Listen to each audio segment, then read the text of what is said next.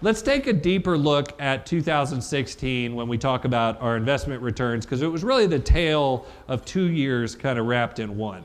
First, we're going to start with the global equity strategy, our stock strategy. This is a picture of Larry Summers.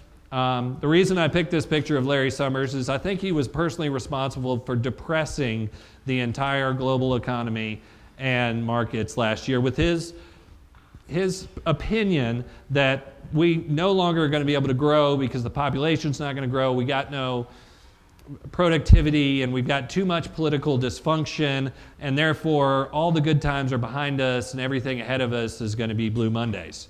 Well, unfortunately, this kind of became the consensus view in the markets in the first half. And so that led people to mark down growth estimates, they marked down inflation estimates, and that led to really a collapse in interest rates. And so this is the path of the 10-year bond and the 30-year bond going into mid-year.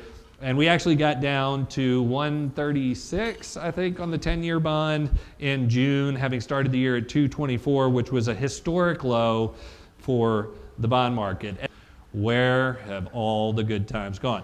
Now remember that among the staff, yes, that is me, among the staff at W&A, we have $20 million of our own assets invested in the exact same models that we advocate for you all. And so when you're frustrated, we're exponentially frustrated. And so what good investment managers do when they get depressed and they need to think is they go to Maine. And so while the kids were splashing around in Lake Sebago at the end of June, I was sitting in the cabin, digging into the markets, trying to understand if there were structural changes that were affecting our ability to perform at the level we performed in the past. And so here's kind of what I found. All right, if you look at the percentage of large cap U.S. mutual funds that outperformed the Vanguard S&P 500 index that so many of you have gotten conditioned to, it was about 40% over a trailing 10-year period, which is a pretty fair fight, really. However, somehow the fight became unfair, and if you look at the last 3 years, only 13% of managers had the opportunity to outperform. Well, what made the fight unfair? Money flows. And so this chart shows you the money flows into index mutual funds between 2000 and 2015. You can see that while there was a little bit of a rise going into 2012, there was something dramatic that happened in 13, 14, and 15. And I will postulate that it was really somewhat regulatory in that the Department of Labor said, and I just had this conversation with somebody looking at their 401k, you have to put the lowest cost products you can possibly find in your 401k to meet government criteria. And so that pushed all of that money into index funds. And then we got this fiduciary rule that basically said brokers cannot invest in stocks and transact in commissions in retirement accounts, and that pushed all that money into index funds. So there were structural changes happening within the market that was basically making the fight for active managers somewhat unfair.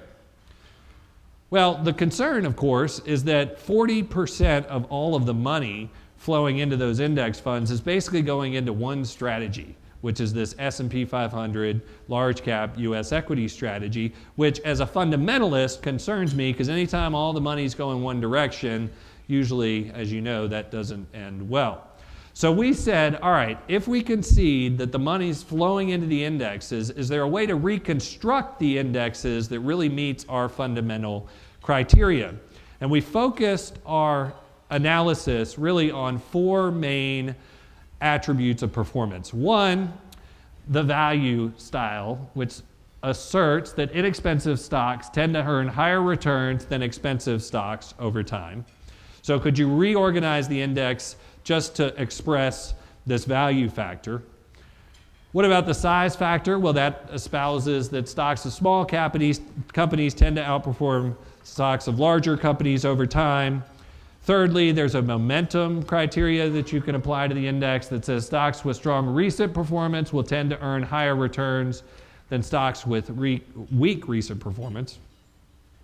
And then lastly, there's a quality criteria. Think Buffett. Stocks with more stable financials tend to outperform stocks with less stable financials.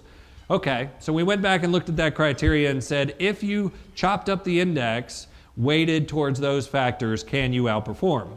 And what we found was actually you could.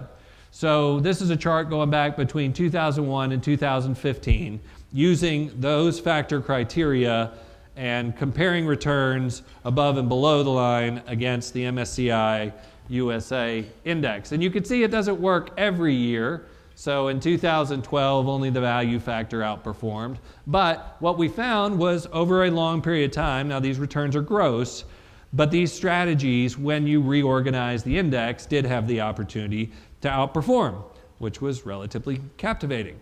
So, however, what we don't want to be is dogmatic on any investment philosophy because the world changes quickly. And we went back and said, okay, well, what are the percentage of outperforming managers across other locations of the market? And what we found was, according to small caps, internationals, and emerging markets, active managers still had a good batting average. Furthermore, if you segregated out the active stock pickers from those who were just closet indexing, the active stock pickers tended to outperform. So there's still areas of the market where active management adds value. What this slide shows is that over time, the rotation between active and passive has been cyclical.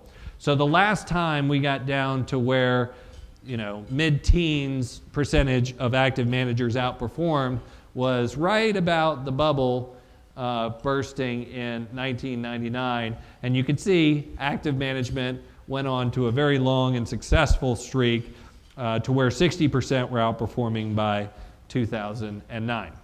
So better maybe to have both.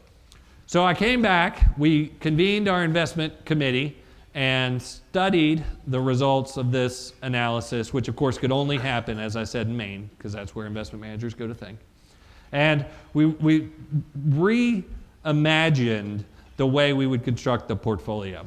So for those of you who have been with us for a long time, we installed this current framework in 2002. And we said what we're going to do is we're going to be 100% active managers across growth, value, and special situations. And it worked up until the market shifted. And when things shift, we need to shift with it. And so we reimagined the equity portfolio. So 50% approximately of the holdings are tasked with passive managers, 50% tasked to active managers.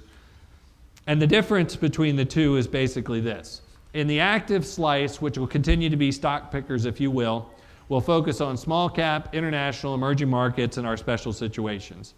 These will be high conviction stock pickers, so we don't want closet indexers. We want people with high degree of conviction.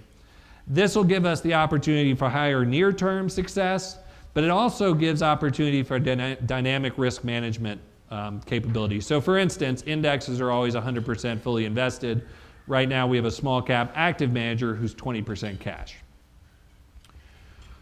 The passive or quantitative strategies really will focus on the US in terms of that large cap bias where there seems to be that trend in the markets we can capitalize. But we're going to apply our fundamental and rigid factor-based methodology.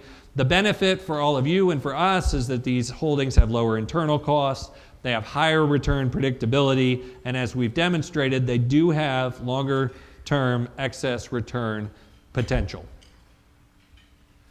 So, feeling reinvigorated after the summer sojourn, we returned to the markets and here's what we saw.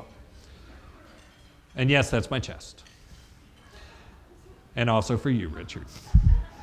So what we found in the second half was what I'll typify or describe as reflation. And what we saw was a move higher early in Chinese producer prices. I know that doesn't sound very exciting, but it sort of indicated that China's manufacturing sector may be kind of bottoming. Soon after, as you would expect, we saw commodity prices rising, which led us to ask the question, if inflation is rising, which factors do we want to be exposed to? And what we found was in inflationary environments, you want more exposure to the size factor, the value factor, and you don't want to walk away from quality and momentum. And so we quickly reorganized the portfolio to tilt heavily towards size and value factors in our new passive sleeve.